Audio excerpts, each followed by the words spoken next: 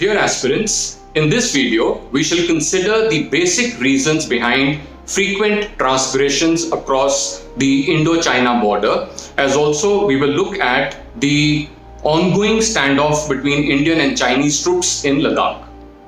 Now, Tibet happens to be at the core of conflict between India and China.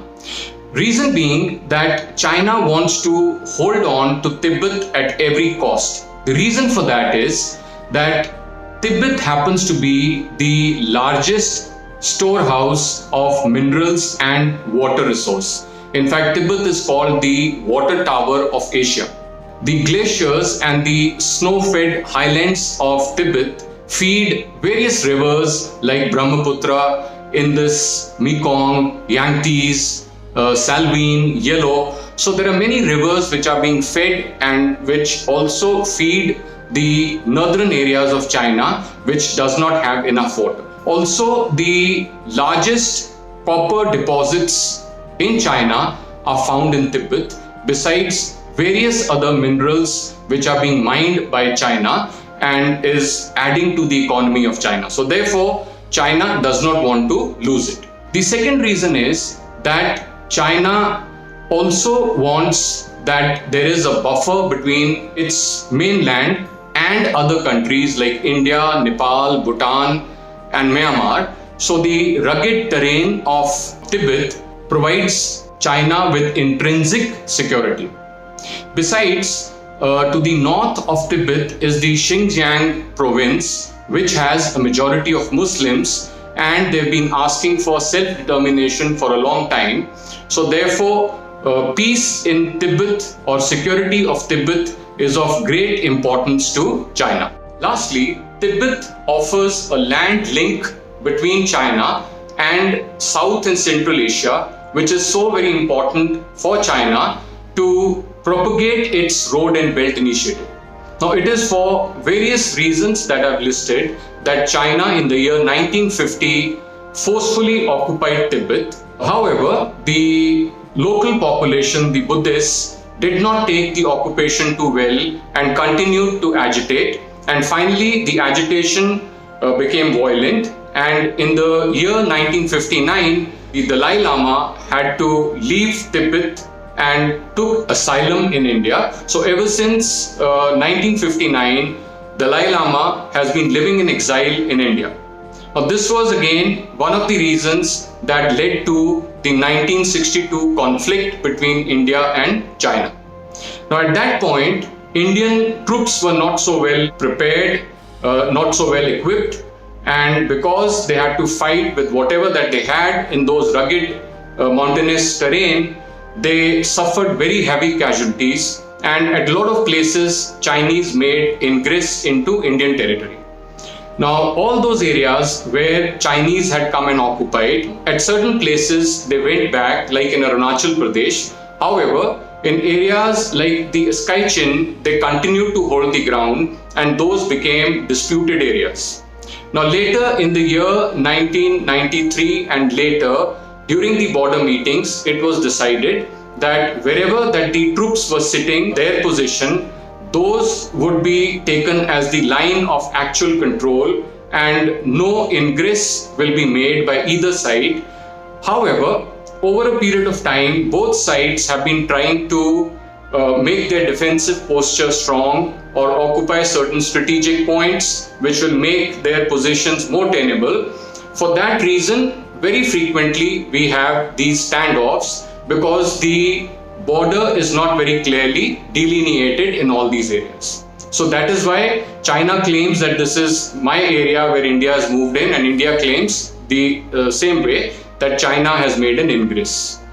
So all along the border, if you see, there are primarily three such points which have frequently had these standoffs. We will look at all these three one at a time. First one is the area of Arunachal Pradesh. The second happens to be the area of the Siliguri corridor, or the Chicken's Neck as it is called, near Sikkim. And the third one, of course, is the Ladakh area of Skychin. In all these three areas, there are certain reasons why the standoff happens. So we look at each one at a time. Now, The area of Arunachal Pradesh and Tawang is very, very important with respect to the Buddhists because the highest seat of Buddhism or the monastery which is there in Tawang is a seat which is highly respected, and it is also believed that the next Dalai Lama is likely to be anointed from Tawang. So anybody who holds Tawang is going to hold Tibet. So for that reason, China has always been wanting to occupy or take over that region and have been saying that Arunachal Pradesh is part of China or it is part of South Tibet and it is not part of India.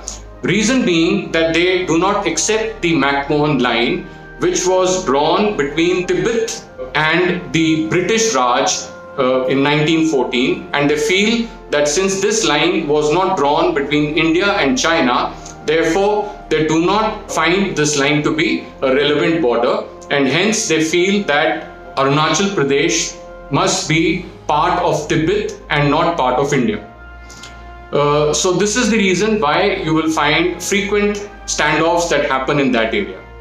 The second being the area of the Siliguri corridor. Now this is a very short stretch of land.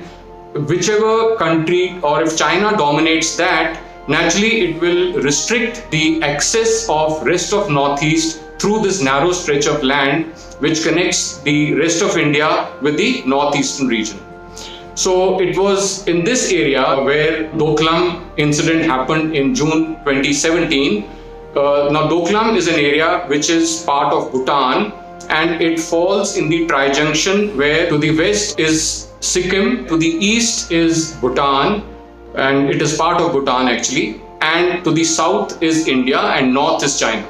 So China was trying to construct a road in that area which would have threatened the Siliguri corridor, and that is why India objected to that.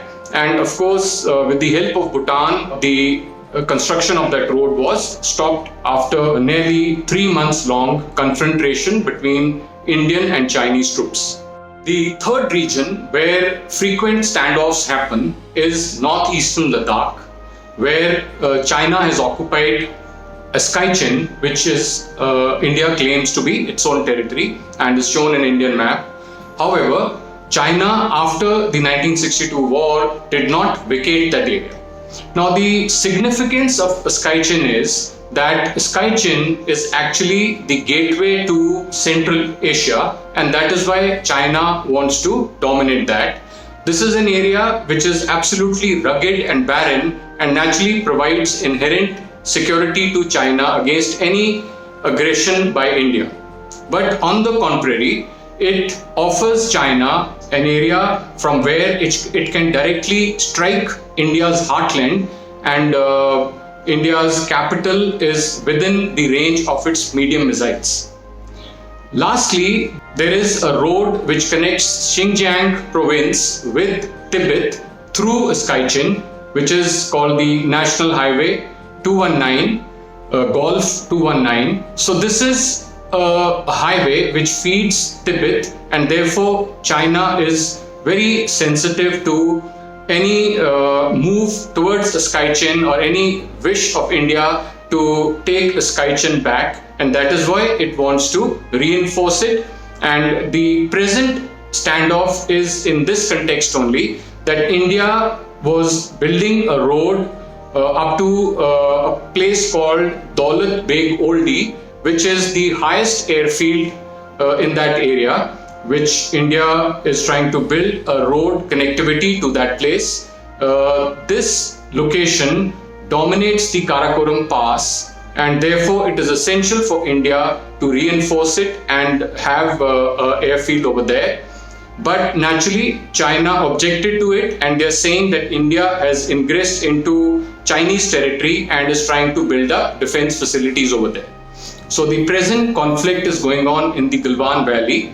I have written a detailed blog about the present standoff. So I will be posting a link below this video, so you could have a look at that blog, as also it gives out what are the proactive steps that India must take to dissuade China from any aggressive stance that it takes against India in future as well. So you could have a look at that blog. Hope you'll find it useful. Thank you very much.